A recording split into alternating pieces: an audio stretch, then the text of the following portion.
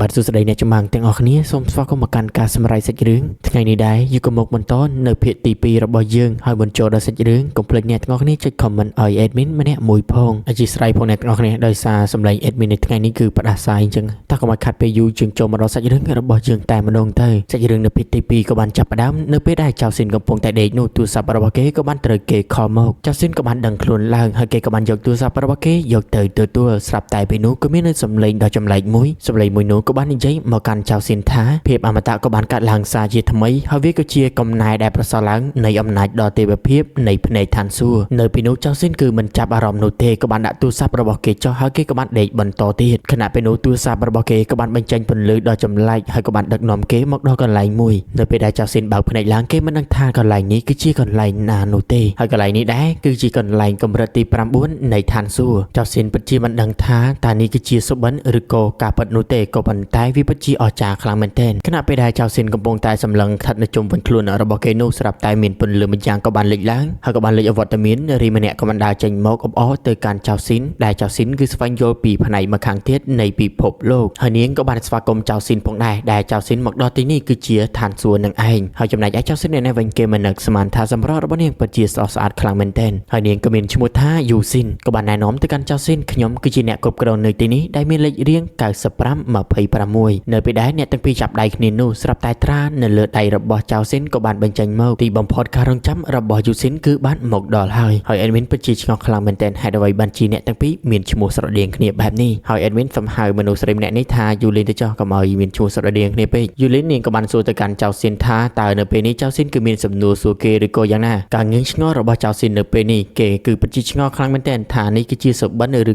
ក៏យ៉ាងម៉េចវាពិតជាមិនដោយការពិតក៏ប៉ុន្តែវាដោយការពិតអញ្ចឹងនៅពេលដែលចៅស៊ីនយកដៃរបស់គេច្របាច់ពណ៌របស់យូលីននោះយូលីនក៏បានបញ្ចេញនៅធម្មពលរបស់គេចេញមកក៏បានបញ្ចេញជាដួងវិញ្ញាណរបស់សេនាយាមទ្វារចេញមកដើម្បីប្រយុទ្ធជាមួយនឹងចៅស៊ីនហើយវាក៏បានវាយទៅលើចៅស៊ីនមួយដៃនៅពេលនេះក៏ធ្វើឲ្យចៅស៊ីនដឹងថានេះពិតជាមិនមែនសុបិននោះទេដោយសារតែគេមានអារម្មណ៍ថាឈឺហើយចំណែកឯយូលីនវិញកំពុងតែឈរមើលចៅស៊ីនពីចម្ងាយហើយនេះគឺជាការតេស្តសាកល្បងសមត្ថភាពរបស់ចៅស៊ីនហើយចំណែកឯចៅស៊ីនវិញគេមិនដឹងថាតើនេះគឺជាការធ្វើតេស្តអ្វីនោះទេហើយគេពិតជាមិនដឹងទៀតថាតើយូលីនគឺជានរណាឡើយហើយចំណែកឯដួងវិញ្ញាណមួយនោះនៅតែបន្តវាប្រហារទៅលើគេតែទៅជាមួយនឹងការធ្វើតេស្តមួយនេះបើសិនជាចៅស៊ីនចាញ់នោះវាប្រកាសជាការចងចាំរបស់គេនិងធម្មពលរបស់ឋានសួគ៌ត្រូវបានបាត់បង់ហើយនៅពេលដែលវាបាត់បង់វាគឺមិនត្រឡប់មកវិញឡើយហើយបន្តមកធម្មពលផូស្វ័យក៏បានបញ្ចេញមកអវត្តមានរបស់មនុស្សស្រីម្នាក់ក៏បានចេញពីវិញ្ញាណមួយនោះនិយាយទៅកាន់ចៅស៊ីនថាចៅស៊ីនណាយើងនឹងលុបការចងចាំរបស់ឯងវាគឺជាបន្ទុកដែលគ្មាននរណាម្នាក់ខ្វល់ពីវានិងស្រឡាញ់និងចង់បានពីវាឡើយមកសម្ដីរបស់គេប្រមាណម៉ាត់នេះក៏បានធ្វើឲ្យចៅស៊ីនពិតជាឆ្ងល់ខ្លាំងមែនទែនហើយទោះបីជាយ៉ាងណាក៏ដោយចៅស៊ីននៅតែក្តាប់ដៃរបស់គេរត់ចូលទៅខាងមុខដើម្បីប្រយុទ្ធជាមួយនឹងនាងតែម្ដងហើយទោះបីជាចៅស៊ីនប្រឹងវាយគេយ៉ាងណាក៏ដោយវាយគេមិនត្រូវនោះទេក៏ត្រូវបានគេដាក់មួយដៃឡើងប៉ើងតែម្ដងនៅពេលនេះយើងក៏បានឃើញថាចៅស៊ីនប៊ីនឹងធ្លាក់ទៅហ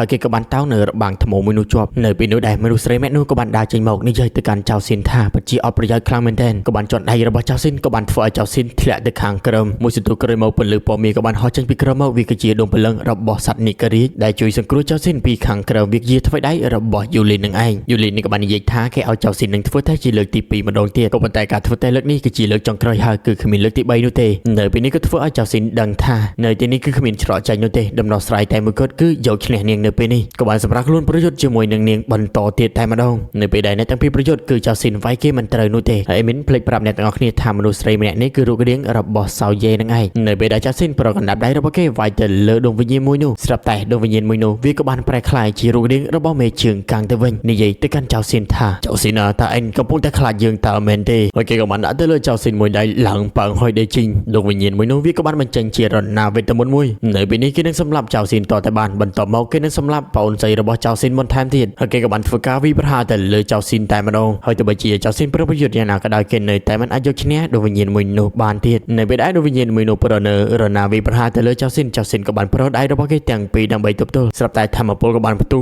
មួយទំហឹងបឹងហើយដេកជីងបន្តមកចៅស៊ីនក៏នៅតែមិនអាចយកឈ្នះគេដែរក៏ត្រូវបានដួងវិញ្ញាណមួយនោះចាប់ជើងរបស់គេក្រវាត់បោកពេញនឹងតែម្ដងនៅពេលដែលដួងវិញ្ញាណមួយនោះក្រវាត់រាងកាយរបស់ចៅស៊ីនទៅលើសសរមួយនោះក៏បានបាក់ចុះមកឃើញបែបនេះយូលីនពិតជាអត់សង្ឃឹមនៅក្នុងការធ្វើតេស្តមួយនេះប៉ុន្មានខណៈពេលដែលរូបរាងរបស់មេជើងកាងនោះកំពុងតែសើចសប្បាយចៅស៊ីនរបស់យើងក៏បានងើបឡើងម្ដងទៀតគេក៏បាននិយាយថាខ្ញុំគឺមិនខ្វល់ថាអ្នកទាំងពីរគឺជានរណាឡើយក៏ប៉ុន្តែនៅពេលនេះខ្ញុំនឹងយកឈ្នះការធ្វើតេស្តមួយនេះទាល់តែបានហើយមានតែខ្ញុំនោះទេដែលអាចបញ្ចប់រឿងមួយនេះហើយគេក៏បានបន្ទូ ទូធម្មពលនៅក្នុងរាងកាយរបស់គេមួយទំហឹងក៏បានធ្វើការវិបហាទៅលើដួងវិញ្ញាណមួយនោះបន្តទៀតតែម្ដងនៅពេលនេះយើងក៏បានឃើញថាដួងវិញ្ញាណដែលជារូបរាងរបស់មេជើងកាងម្នាក់នោះក៏ត្រូវបានចៅស៊ីនដាក់មួយដៃផាំងទៅខាងលើមិនទាន់ចប់នោះទេចៅស៊ីនក៏បានសម្រាប់ខ្លួនទៅខាងលើហើយក៏បានដាក់គេ1000ដៃបន្ថែមទៀតហើយក៏បានទាត់គេ10000ជើងបន្ថែមទៀតក៏បានធ្វើឲ្យរូបរាងរបស់មេជើងកាងនោះធ្លាក់មកក្រុមកាពីចៅស៊ីនក៏បានប្រើនៅរណាវិតមុនវិបហាមកលើមេជើងកាងមួយនេះធម្មពលក៏បានបន្ទូបឹងក៏បានធ្វើឲ្យដួងវិញ្ញាណដែលជារូបរាងរបស់មេជើងកាងម្នាក់នោះរលាយចេញពីទីនោះបាត់ទៅ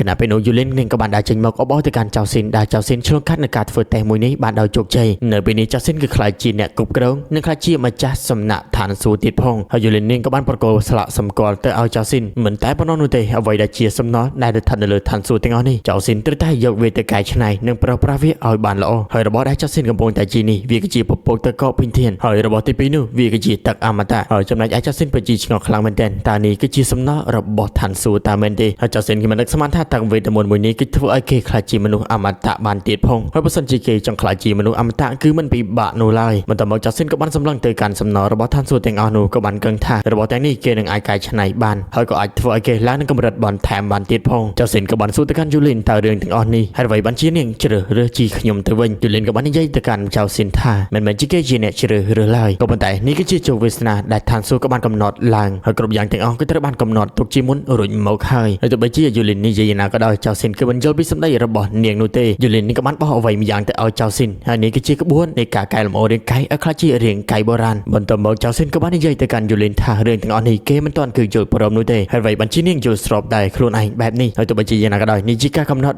របស់ឋានសួគ៌ទុកឲ្យពេលវេលាជាអ្នកកំណត់ទៅចុះហើយចៅស៊ីនក៏បានធ្លាក់ទៅខាងក្រោមបាត់ទៅបន្ទាប់មកយូលីននេះក៏បានសម្រាប់ខ្លួនចេញពីទីនេះសេចក្ដីរឿងក៏បានកាត់មកនៅពេលដែលចៅស៊ីនកំពុងតែដេកនោះទូរស័ព្ទរបស់គេក៏បានរឡើងម្ដងទៀតហើយក៏មានសម្លេងមួយក៏បានប្រាប់ទៅកាន់ចៅស៊ីនថាមិនឲ្យចៅស៊ីនគឺធ្វើដំណើរទៅទីនោះឡើយនៅទីនេះគឺកំពុងតែមានគ្រោះថ្នាក់បន្ទាប់មកក៏មានសម្លេងមួយទៀតក៏បាននិយាយថារយៈពេល10នាទីបើសិនជាចៅស៊ីនមិនធ្វើដំណើរមកដល់ទីនេះគ្រប់យ៉ាងគឺត្រូវតែបញ្ចប់ទាំងអស់ហើយសាច់រឿងនៅភាគទី2នេះក៏បានចប់នៅត្រង់ចំណុចនេះលោកមើលឬក៏យ៉ាងណាកុំភ្លេច comment ឲ្យ admin ម្នាក់មួយផងសូមរំចាំទស្សនានៅភាគបន្តទៀតនៅពេលនេះ admin សូមបាយបាយហើយបាយបាយ